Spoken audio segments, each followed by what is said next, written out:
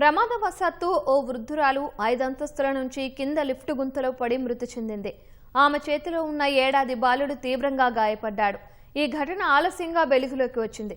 హైదరాబాద్లోని ఆనందనగర్ కాలనీలో ఓ అపార్ట్మెంట్లో కుమార్తె మనవడితో పాటు 65 ఏళ్ల తల్లి 4వ అంతస్తులో నివాసం ఉంటోంది. నిన్న సాయంత్రం మనవడితో పాటు 5వ అంతస్తుకు వెళ్లింది. తిరుగు కిందకు వచ్చే క్రమంలో మనవడితో కలిసి లిఫ్ట్ కోసం వేచి చూసింది. ఈ క్రమంలో అవగాహన లేకపోవడం వల్ల లిఫ్ట్ క్యాబిన్ రాకముందే డోర్ తెరిచేందుకు విశ్వ ప్రయత్నం చేసింది.